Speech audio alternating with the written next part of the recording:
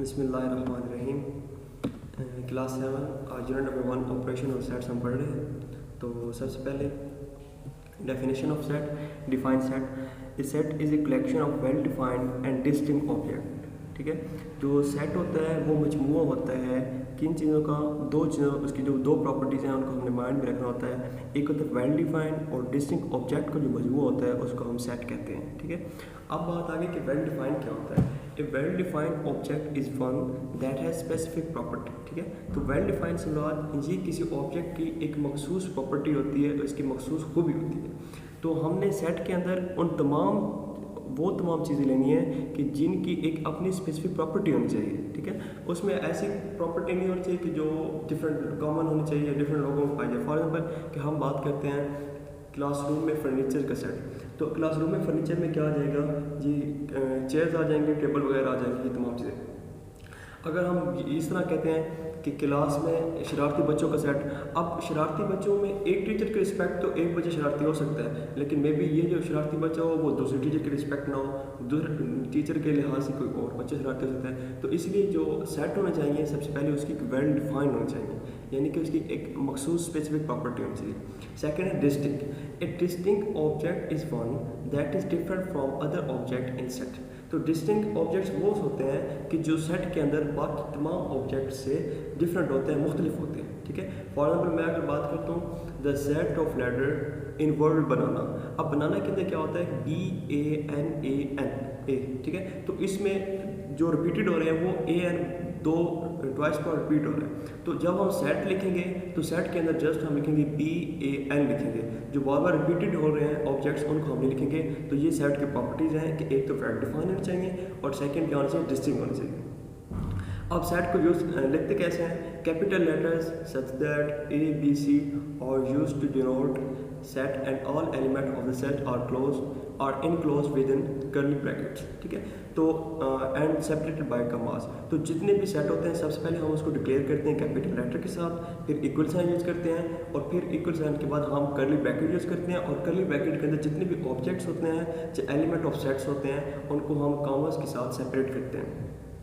A set of 5 letter of English denoted by A। जिस तरह example के तौर पर मैंने यहाँ पे एग्जाम्पल दिया है कि पहले 5 लेटर लिखने इंग्लिश के और उसको डिनोट किससे करना है, A के साथ। तो हमने सबसे पहले कैपिटल A लिखा, फिर इक्वल साइन यूज़ किया, फिर curly bracket, first 5 letter ABCDE हमने 5 लेटर लिखे और सबको सेपरेटेड बाय कॉमास किया और कर्ली ब्रैकेट यहाँ पे हमने क्लोज कर दी। ठीक है, तो समझ आ गई सेट की। एक सेट, सबसे पहले डेफिनेशन ऑफ सेट्स। तो डेफिनेशन ऑफ सेट्स में क्या आ जाता है कि set is collection of well defined and distinct object. ठीक है, यहाँ पे दो बातें हैं, आपने दो बातें में रखनी है, एक तो वेल डिफाइंड और सेकंड डिस्टिंक्ट। और उसके बाद सेट को डिनोट किया जा सकता है। तो सेट को डिनोट करने के लिए सबसे पहले हम कैपिटल लेटर यूज़ करेंगे, फिर इक्वल साइन यूज़ करेंगे और उसके बाद कर्ली ब्रैकेट के अंदर जितने भी ऑब्जेक्ट्स एलिमेंट ऑफ सेट होंगे उनको हम कॉमास के जरिए सेपरेट करेंगे। अब बात आती है set notation. A set is expressed by 3 form. तो सेट को बयान करने के 3 मेथड्स हैं, एक है डिस्क्रिप्टिव नोटेशन, एक टेबुलर नोटेशन और एक सेल बिट नोटेशन। तो सबसे पहले descriptive. The set is described by statement and is not placed with in curly bracket. ठीक है, तो सेट को लिखने का वो तरीका जिसके अंदर हम जस्ट स्टेटमेंट यूज़ करते हैं और कर्ली ब्रैकेट यूज़ नहीं करते, तो इसको हम कहते हैं डिस्क्रिप्टिव मेथड। ठीक है, या descriptive notation. For example A set of vowels in English. तो ये अब जो आपको स्क्रीन में नज़र आ रहा है, तो ये तमाम जितनी भी एग्जाम्पल्स हैं ये डिस्क्रिप्टिव ट्री हैं। इसमें हम वर्ड यूज़ करते हैं और जो सेट के ऑब्जेक्ट हैं उनको हम कर्ली ब्रैकेट में यूज़ नहीं करते और जस्ट एक स्टेटमेंट लिखते हैं। ठीक है, जैसे set of real number less than 9, set of even number between 10 and 20। तो ये जितने भी जो आपको स्क्रीन पर नज़र आ रहे हैं ये तमाम किसके एग्जाम्पल हैं, ये डिस्क्रिप्टिव नोटेशन है। ये सेट को डिस्क्राइब करने के, सेट को लिखने का डिस्क्रिप्टिव मेथड है। इसके बाद आ जाता है टेबुलर नोटेशन। टेबुलर नोटेशन में क्या होता है, all element of the sets are listed within curly bracket and separated by commas. ठीक है, तो इस मेथड के अंदर, इस नोटेशन के अंदर जितने भी जो एलिमेंट्स ऑफ द सेट्स होते हैं उनको कर्ली ब्रैकेट के अंदर लिखा जाता है और उनको सेपरेट किया जाता है कॉमास के जरिए, ठीक है। तो यहाँ पे मैंने 3 एग्जांपल दिए हैं। तो सबसे पहले ए है जो वॉवल हरूफ का सेट है, तो हमने सबसे पहले ए को डिनोट किया, इक्वल साइन यूज़ किया, फिर वॉवल हरूफ सब लिखे और उन तमाम एलिमेंट को हमने कॉमास के जरिए उनको सेपरेट किया। सेकंड नेचुरल नंबर्स का सेट था, बी के साथ हमने कनोटेशन डिनोट किया, इक्वल साइन, और फिर हमने 1 2 3 4 अप टू सुहान इस तरह चलते गए और लास्ट में हमने कर्ली ब्रैकेट यहाँ पे क्लोज कर दी। लास्ट में है set builder notation. The set is expressed in the form of rule, ठीक है। इसमें जब हम सेट को डिनोट करते हैं या लिखते हैं तो उसमें हम कुछ रूल्स को फॉलो करते हैं। फॉर एग्जांपल कि पहले इसमें भी तीनों मेथड में डिक्लेरेशन या डिनोटेशन डिनोट करना किसी कैपिटल लेटर के साथ वो मस्ट है, ठीक है। आप सबसे पहले किसी कैपिटल लेटर के साथ उसको डिनोट करेंगे और फिर इक्वल साइन यूज़ करेंगे। इसके अंदर क्या होता है कि हम लिखेंगे यहाँ पर सब पहले जो है इसको रीड इस तरह करते हैं, x such that x is a vowel of English alphabet, ठीक है। और फिर इसके बाद हम इक्वल जो कर्ली ब्रैकेट है उसको क्लोज कर देंगे।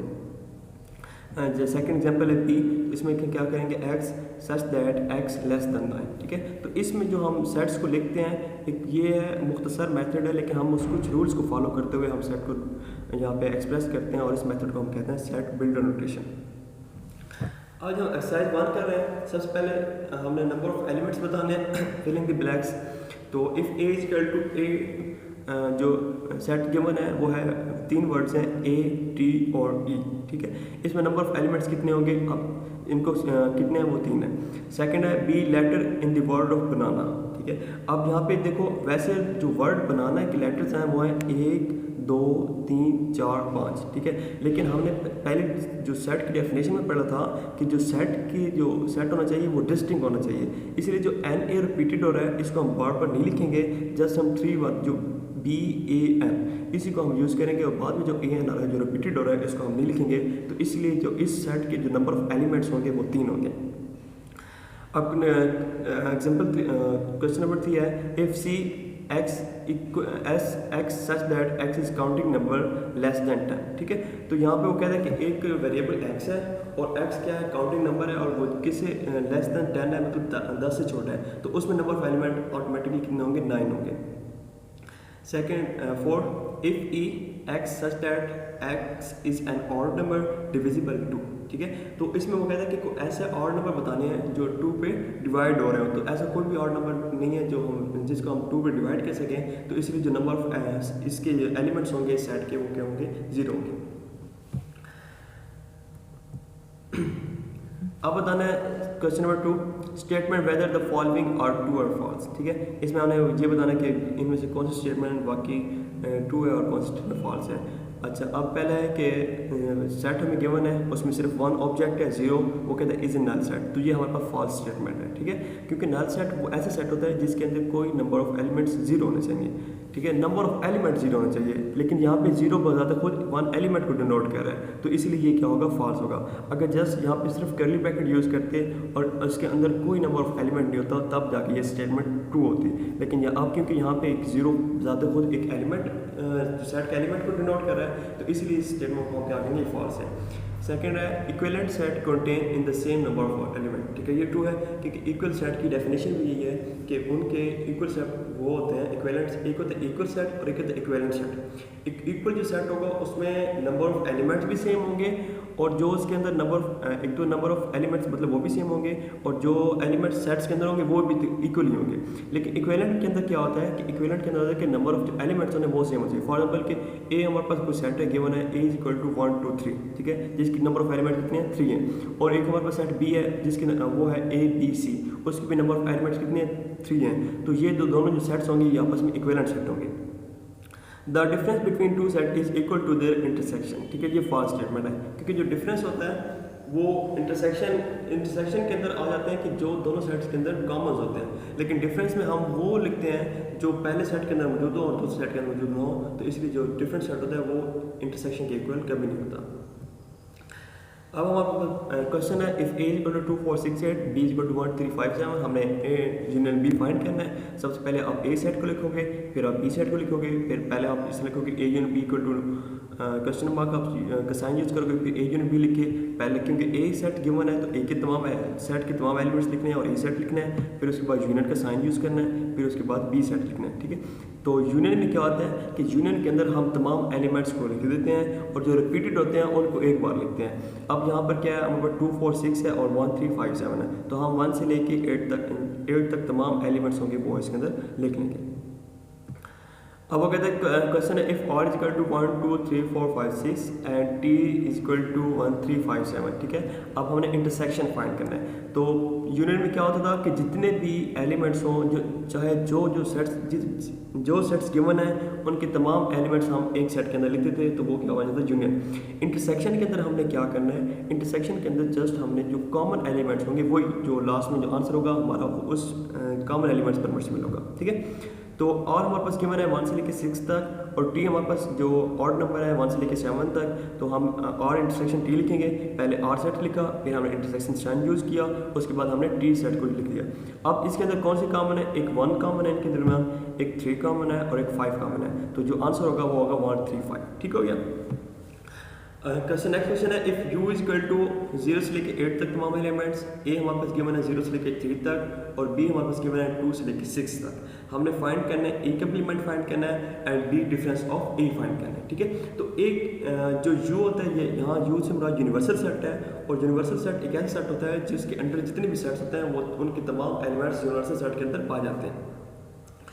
तो हमने जो ए कंप्लीमेंट फाइंड करना है, ए कंप्लीमेंट से बात क्या है कि u डिफरेंस ऑफ ए। ठीक है, u, तो u डिफरेंस ऑफ ए, पहले हम u सेट्स लिखेंगे, फिर हम डिफरेंस साइन यूज़ करेंगे और फिर हम ए सेट लिखेंगे।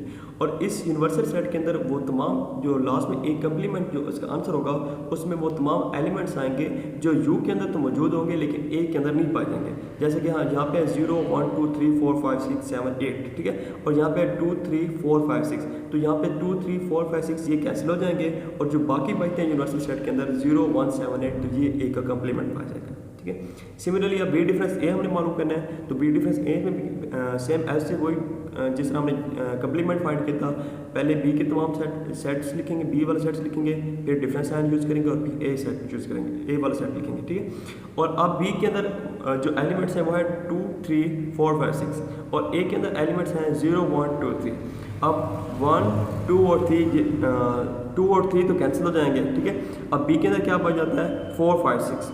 ठीक है, अब इसके अंदर हमने जो सेकंड जो सेट होता है उसको हम नहीं देखना, क्योंकि आप देखो ना जो सेट नंबर ए है उसके अंदर 0 1 भी तो बच रहे हैं, लेकिन हमने इसको हमने निगलेक्ट करना है। जो हमारे पास सेट बी होगा, जो पहले सेट लिखा होगा, उसके जो एलिमेंट्स बाकी बचते हैं हमने वही राइट करने हैं और वही हमारा डिफरेंस होगा। तो ये क्या है 4 5 6, जो इस बी डिफरेंस ए होगा वो क्या होगा 4 5 6 ऐसा सेट होगा जो मुश्तमिल है 4 5 6 एलिमेंट। ठीक है, बाकी जो क्वेश्चन नहीं हल हुए वो आपने खुद सॉल्व करने हैं। ओके जी, अल्लाह हाफिज़।